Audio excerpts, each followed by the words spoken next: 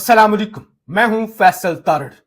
शहबाज शरीफ की तो जुर्रत नहीं होती कि वो स्टैब्लिशमेंट के साथ पंगा लें या कोई मौका वो जाने दें कि जब वो बूट पॉलिश ना करें, लेकिन अब भतीजी ने एस्टैब्लिशमेंट से पंगा ले लिया है।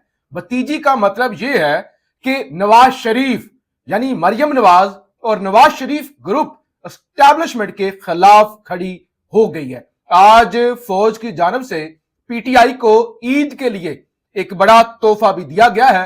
एक बड़ी खुशखबरी है मरियम नवाज जी। अब हो क्या रहा है? अब वो मैंने कहा था ना कि ये कंपनी नहीं चलेगी, क्योंकि इस कंपनी के अंदर मुकम्मल कंट्रोल एस्टैब्लिशमेंट के पास है।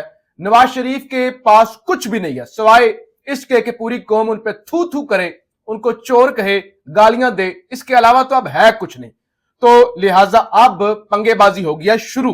चंद दिन पहले मैंने एंकर इमरान रियाज को सुना था, वो कहते हैं कि इतलात ये है कि शहबाज शरीफ तो कोई फैसला काबीना के अंदर बैठे हुए वो चाहते हैं कि सबसे पहले मोहसिन नकवी सर हिलाए। वो बार बार जो है मोहसिन नकवी की तरफ देखते हैं, मोहसिन नकवी की खुशनुदी हो तो तब वो कदम उठाते हैं। लेकिन भतीजी ने क्या किया है, खबर सुनिए। पंजाब की दो अहम अफसरान की खिदमात वफाक को देने से माजरत। मोहसिन नकवी डीआईजी लाहौर को आईजी इस्लामाबाद, जबकि सेक्रेटरी CNW सुहेल अशरफ को पीसीबी में लाना चाहते हैं। ताहम पंजाब हुकूमत ने मोहसिन नकवी के मांगे गए 2 अफसरान देने से इनकार कर दिया। इसका मतलब पता क्या है कि इस्लामाबाद का आईजी अकबर नासिर को जो है वो हटा दिया गया था। एस्टैब्लिशमेंट डिवीजन जो है वो रिपोर्ट करने कहा था। अली रिजवी जो कि डीआईजी ऑपरेशन लाहौर के, उनको आईजी इस्लामाबाद बुलाया गया था। अब इस बात को 1 हफ्ते से ज्यादा का वक्त गुजर चुका है।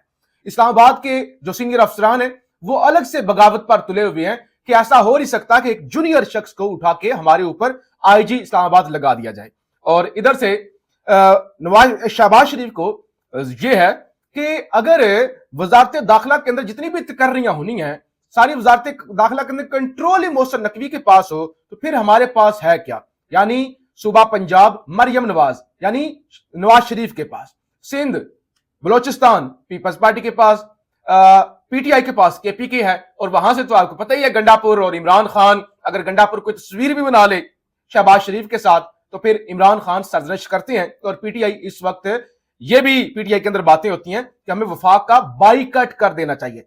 अब आपके पास बचता क्या है? इस्लामाबाद, और इस्लामाबाद के अंदर जो है वो मनमानी एस्टैब्लिशमेंट की और उसके बाद फिर मोहसिन नकवी की, चमचों की। पहले ही आपके पास है क्या? आपके पास अपनी वजारत खजाना नहीं है, आपके पास जो है कुछ भी नहीं। अलगरज वजारत खजाना नहीं है आपके पास वजारत दाखिला नहीं है।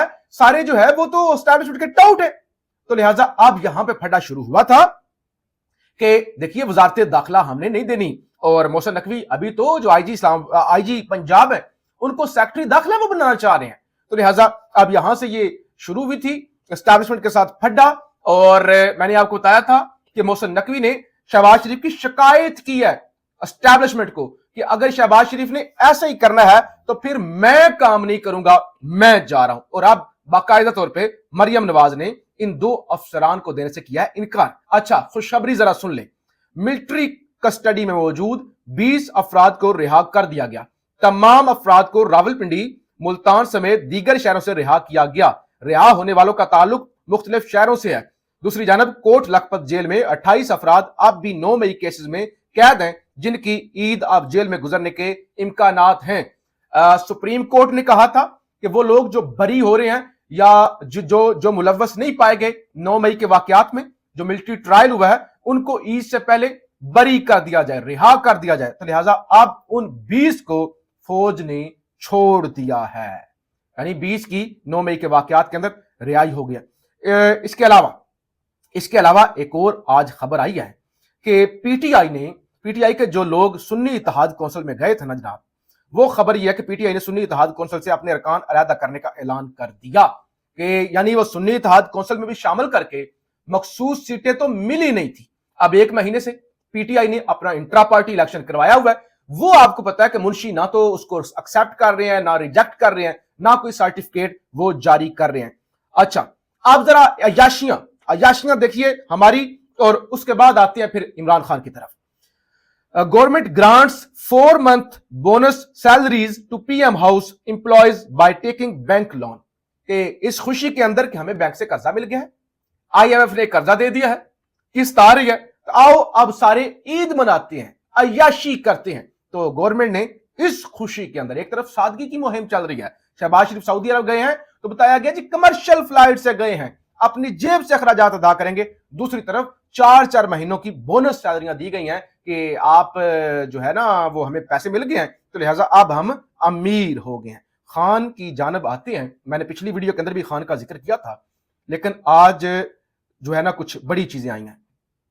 ایک تو چیئرمین پاکستان تحریک انصاف بیرسٹر گور خان نے کہا ہے کہ سینٹ میں اپوزیشن لیڈر علی ظفر جبکہ پارلیمانی لیڈر اون عباس بپی ہوں گے. اچھا, خان کی طرف آتے ہیں. عمران خان نے جو اڈیالہ جیل میں گفتگو کی ہے وہ کہتے ہیں ساری قوم کو پتا ہے کہ جنرل عاصم منیر ملک چلا رہا ہے.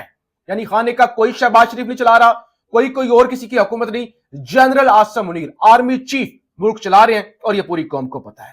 جنرل عاصم منیر نے مجھے توڑنے کے لیے توشہ خانہ ریفرنس میں بشرا بی بی کو سزا دلوائی. یعنی سیدھے ڈائریکٹ جب وہ جو کہہ دیتے ہیں نا کہ اسٹیبلشمنٹ وہ فلاں طاقتور حلقے مقتدرہ, اس طرح کے الفاظ ہم یوز کرتے ہیں عام طور پہ, لیکن خان نے ڈائریکٹ ہی کہا. خان نے کہا کہ جنرل عاصم منیر نے مجھے سزا دلوائی, مجھے اور میری بیوی کو کچھ ہوتا ہے تو جنرل عاصم منیر ذمہ دار ہوں گے. London plan general Asim Munir اور نواز شریف کے درمیان تھا. یعنی یہ اس سٹیٹمنٹ کے اندر کوئی 4 دفعہ جنرل عاصم منیر کا نام آ چکا ہے. لندن پلان کے لیے ججز کو بھی ساتھ ملایا گیا. ISI نے ججز کی تقرریاں کروائی. ISI نے اگست میں جب مجھے پکڑا گیا تو پولیس میرے بیڈ روم میں داخل ہوئی, وہاں سے میرا پاسپورٹ اور چیک بک بھی لے گئے. اچھا, اس کے علاوہ خان کہتا ہے کہ چیف جسٹس سپریم کورٹ قاضی فائز عیسیٰ کو فیصلہ آباد کیس اور بھٹو کیس بھی یاد ہے. قاضی فائز عیسیٰ کو نظر نہیں آ رہا کہ لوگ ملٹری جیلوں میں پڑے ہوئے. یعنی آج خان نے قاضی کو بھی کٹہرے میں کھڑا کیا. 18 مارچ کو مجھے جوڈیشل کمپلیکس میں قتل کرنے کا منصوبہ تھا. 24 گھنٹے پہلے ہی جوڈیشل کمپلیکس کو ٹیک اوور کر لیا گیا تھا. سادہ کپڑوں میں ملبوس بہت سے لوگ جوڈیشل کمپلیکس میں موجود تھے. کیوں جوڈیشل کمپلیکس کی CCTV فوٹیج سامنے نہیں لائی جا رہی؟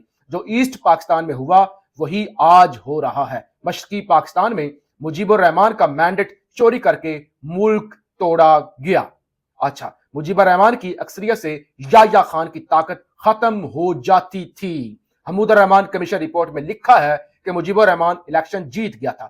مشرقی پاکستان کی طرح اب بھی ہمارا مینڈیٹ کم کر کے ہمیں کنٹرول کرنے کی کوشش ہو رہی ہے. اس وقت بادشاہ پیچھے بیٹھا ہوا ہے اور محسن نقوی واسرائے بنا ہوا ہے. شہباز شریف فیتے کاٹتا پھر رہا ہے, اس کے پاس کوئی طاقت نہیں ہے. ملک کا معاشی طور پر بیڑا گرک ہونے لگا ہے. ججز کہہ رہے ہیں کہ ایجنسیاں دھمکا رہی ہیں. آصف زرداری اور شریف فیملی کے اربوں ڈالر بیرون ملک پڑے ہیں. آصف زرداری نے بیان دیا کہ ایک سیاسی جماعت فوج کا امیج خراب کر رہی ہے. جب ہم اقتدار میں تھے تو فوج کا امیج آسمان پر تھا. فوج کا امیج اس دن خراب ہوا جب یہ چوروں کے ساتھ بیٹھے. زرداری اور شریف خاندان کی کرپشن کا ہمیں ISI اور جنرل باجوہ نے خود بھی بتایا تھا. زرداری اور نواز شریف نے توشہ خانہ سے گاڑیاں لیں اور ان کا کیس کیوں نہیں سنا جا رہا. اچھا, آگے چلیے. میں نے عارف الوی کے ذریعے جنرل عاصم منیر کو ٹیلی فون کروایا تھا کہ مجھے اس کے لندن پلان کے بارے میں معلوم ہے. علی زہدی بھی رابطے میں تھا, اس کے ذریعے بھی پیغام دیا تھا کہ نیوٹرل رہیں اور ملک کو چلنے دیں. ہمیں کہا گیا کہ فکر نہ کرو, وہ نیوٹرل رہیں گے. میں کسی کی غلامی قبول نہیں کرتا, غلامی سے بہتر موت ہے. کیا آپ کو قاضی فائز عیسیٰ سے انصاف کی امید ہے؟ یہ صحافی نے سوال کیا. بانی PTI کچھ دیر خاموش رہے اور بولے قوم سب کچھ دیکھ رہی ہے, میں اس پر کوئی رائے دینا نہیں چاہتا. آج ملک بدل چکا ہے اور لوگوں میں شعور آ چکا ہے. ہمیں غدار بنایا گیا, 9 مئی میں پھنسایا گیا, لیکن قوم نے 8 فروری کو بتا دیا کہ وہ کہاں کھڑی ہے. کئی ججز Mohsin Naqvi chief election commissioner اور نگران حکومت لندن پلان کا حصہ تھے. میں نے کبھی فوج سے لڑائی نہیں کی. جنرل باجوہ نے ہماری پیٹھ میں چھرا گھونپا. میں جنرل باجوہ کو ڈی نوٹیفائی کر سکتا تھا لیکن نہیں کیا. ہم نے اس سب کے باوجود بھی جنرل باجوہ سے ملاقات کے لیے کمیٹی بنائی. صرف سپاہ سالار فوج نہیں, وہ الیکشن لڑ کر نہیں آیا. جنرل یحییٰ نے بھی اپنی طاقت کے لیے ملک کو تباہ کیا تھا. جنرل یحییٰ مجیب سے بات کر لیتا تو سرنڈر نہ کرنا پڑتا. 1971 में मुल्क टूटा, आज मुल्क की माशी कमर टूटने लगी है। इस वक्त जितनी तगड़ी जमात तहरीक इंसाफ है, इतनी तगड़ी जमात कोई और नहीं। आज दोबारा इलेक्शन करवा लें, दोबारा सबको पता चल जाएगा। हुकूमत गिराने के बावजूद 2 मरतबा जनरल बाजवा से मुलाकात कर सकता था तो किसी भी मुलाकात कर सकता हूं। उस वक्त अगर कहते हैं कि मुलाकात कर सकता था तो आज मुलाकात कर सकता हूं, क्योंकि इस वक्त मेरी जात का मसला नहीं, पाकिस्तान का इशू है। मुझे कायल कर लें, यानी खान ने ये ताकतवरों को ऑफर दी कि अगर आप मुझे कायल कर सकते हैं दलील से तो आप मुझे कायल कर लें। मौजूदा हालात में अदलिया बिल्कुल भी आजाद नहीं। ये बैरल गुफ्तगू हुई अली अमीन गंडापुर जो कोर कमांडर हाउस गए, उस हवाले से भी इमरान खान से सवाल किया गया तो इमरान खान ने कहा कि देखें अगर वो गए हैं तो इसमें क्या कुबाहत है, मुल्क चलाना है आपने सूबा चलाना है। मैं कोई फौज के तो खिलाफ नहीं हूं, मैं तो कहता हूं कि फौज सियासत के अंदर इंटरफेरेंस ना करे, अदरवाइज मेरी कोई फौज से जाती दुश्मनी तो नहीं है। तो आज इमरान खान का एटीट्यूड, इमरान खान का रवैया हमें इंतहाई अग्रेसिव नजर आया कि जब इमरान खान का सबर शायद जवाब दे रहा है या शायद आप पीटीआई डायरेक्ट एक बड़ी मुजाहमत की तरफ जा रही है। पाकिस्तान जिंदाबाद।